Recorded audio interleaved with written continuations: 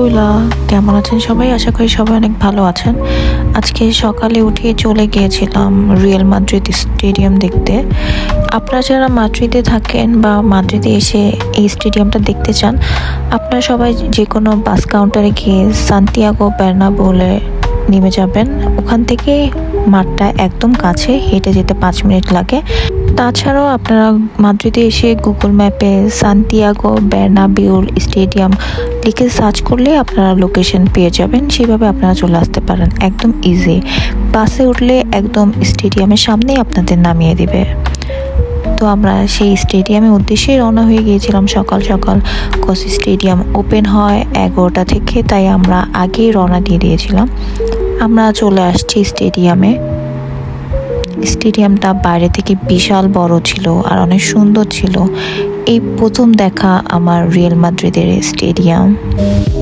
স্টেডিয়ামটা বিশাল বড় ছিল। আর এখানে আমার মতো অনেক মানুষ ছিল যারা কিনা এই স্টেডিয়ামটা ভিজিট করতে এসেছিল। নট অনলি স্পেনের মানুষ, বাট অলসো স্পেনের বাইরেও বিভিন্ন দেশ থেকে মানুষ এসেছিল স্টেডিয়ামটা ভিজিট করার জন্য। এখানে বারকোড দেওয়া ছিল, এই বারকোডের মাধ্যমে আপনাকে টিকিটগুলো কাটতে হবে, পেমেন্ট করতে হবে আপনার ব্যাংক থেকে, তারপর আপনি টিকিট কাটতে পারবেন।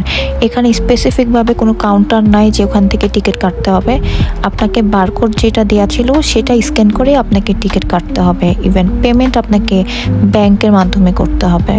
তো আমরা টিকিট কেটে ফেলেছিলাম, আমাদের এন্ট্রি ছিল 12টা বাজে, তাই আমরা ওয়েট করতেছিলাম। আমাদের মতো অনেক মানুষ ওয়েট করতেছিল। এখানে 2 টাইপের টিকিট ছিল, একটা ছিল ক্লাসিক, একটা ছিল ভিআইপি। ভিআইপিগুলো ছিল 47 ইউরো করে পার পারসন, আর ক্লাসিকটা ছিল 37 ইউরো। তো আমরা ক্লাসিকটাই কেটেছিলাম, পার পারসন পড়েছিল 37 ইউরো করে। আপনার টিকিটটা অনলাইনের মাধ্যমে কাটা হবে।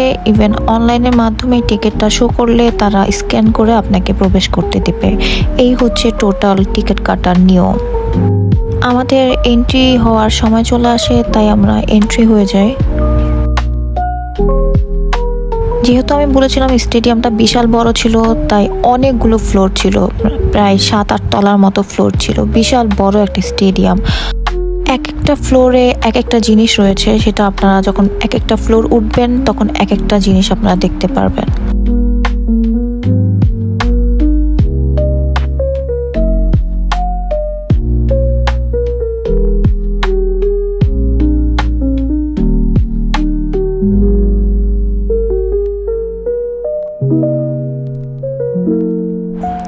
এই ফ্লোর থেকে মূলত শুরু হয় স্টেডিয়ামের যাত্রা, মানে স্টেডিয়াম যাওয়ার পথটা এখান থেকেই শুরু হয়। এখানে থেকেই আপনারা দেখতে পারবেন এই স্টেডিয়ামে যতগুলো খেলা হয়েছে। ইভেন রিয়াল মাদ্রিদের ফুটবলের যাত্রা শুরু এখান থেকেই, আপনারা সকল পিকচারগুলো দেখতে পারবেন।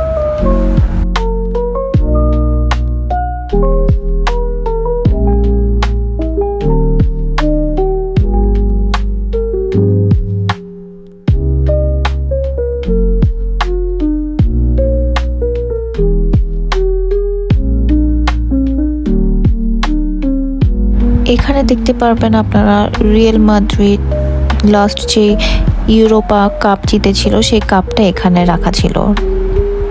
অনেক টুরিস্টরা ছিল, তাই অনেকে পিকচার তুলতেছিল, কেউ ভিডিও করতেছিল। দেন এখানে ডিসপ্লে করা ছিল পুরা রিয়াল মাদ্রিদ সান্তিয়াগো বার্নাবেউ স্টেডিয়ামের পুরা স্ট্রাকচারটা এখানে ছিল।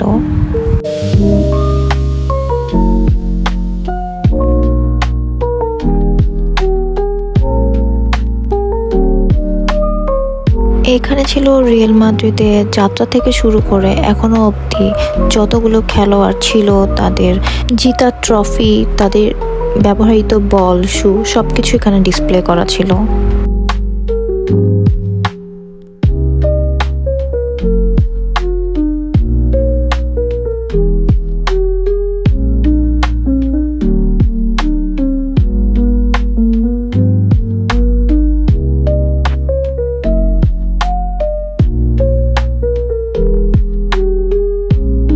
বিভিন্ন টাইপের ট্রফি এখানে ছিল, বিভিন্ন ম্যাচে জিতা, যেগুলো রিয়াল মাদ্রিদ টিম জিতেছিল, সবগুলো এখানে ডিসপ্লে করা ছিল।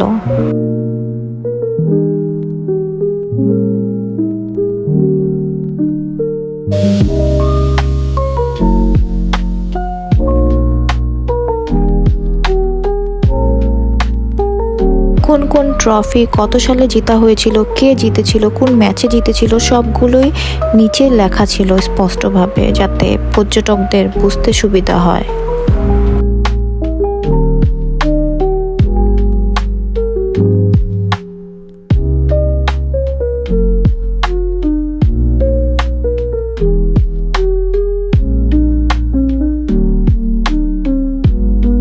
সবচাইতে ভিড় ছিল এই জায়গায়, এই জায়গায় মানে ছবি তোলার জন্য লাইনই পাওয়া যাচ্ছিল না, সবাই ভিডিও করতেছিল, ছবি তুলতেছিল, কারণ এখানে ক্রিস্টিয়ানো রোনালদো, কাকা, বিভিন্ন প্লেয়ার্সদের ব্যালন ডি'ও এখানে ছিল, তাই এখানে বেশি রাশ ছিল, সবাই ছবি তুলতেছিল, সবাই ভিডিও করতেছিল।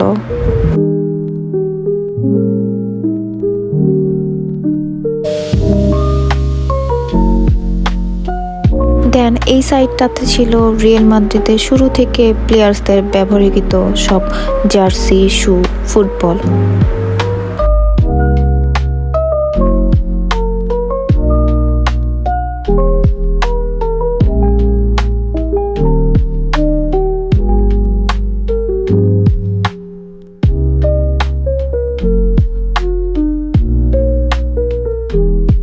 এই সাইডেও ক্রিস্টিয়ানো রোনালদো ইভেন অন্য অন্য খেলোয়াড়দের গোল্ডেন বুট ছিল।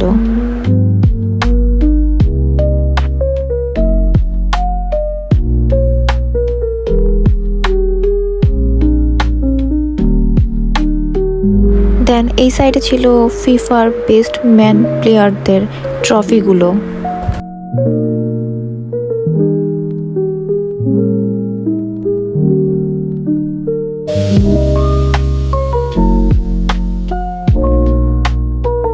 দেন আমি এই রিয়াল মাদ্রিদের কয়েনটা পারচেস করি টাকা দিয়ে, অবশ্যই 7 ইউরো দিয়ে আপনাকে এই কয়েনটা পারচেস করতে হবে যদি আপনারা করতে চান। তাহলে যেহেতু আমি আগেই বলেছিলাম যে স্টেডিয়ামটা বিশাল বড়, তো শুধু এটা স্টেডিয়াম বলা চলে না, এটা মিউজিয়াম প্লাস স্টেডিয়াম বলা চলে, কারণ এখানে খেলাধুলার ইতিহাস সম্পর্কও ছিল, প্লাস আপনি খেলার মাঠটাও দেখতে পারবেন। সো এটাকে অনলি স্টেডিয়ামটা বলাটা উচিত হবে না, এটাকে মিউজিয়াম প্লাস স্টেডিয়াম বলাটাই ঠিক হবে আমার মতে।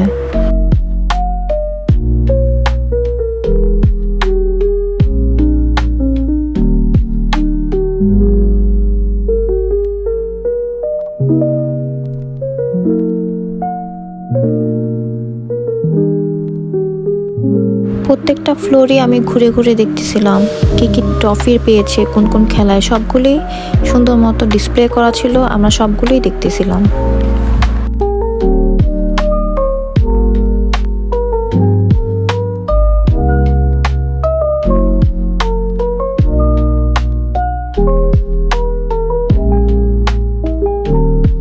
স্টেডিয়ামের ভিতরে অংশটা ছিল ইভেন্টের সাথে মিনিট ট্যাব অ্যাড করা ছিল, আপনারা ট্যাবের মাধ্যমে সুন্দর মতো স্টেডিয়ামের ভিতরে বিভিন্ন অ্যাঙ্গেল থেকে বসলে কিভাবে কেমন দেখতে লাগে তা আপনারা দেখতে পারবেন।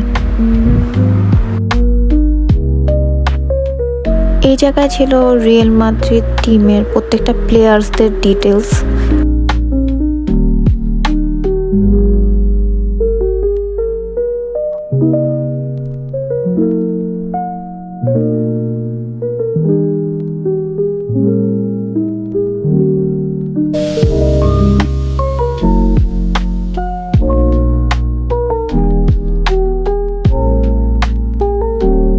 এই সাইডে ছিল বিভিন্ন ম্যাচের জেতা ট্রফি।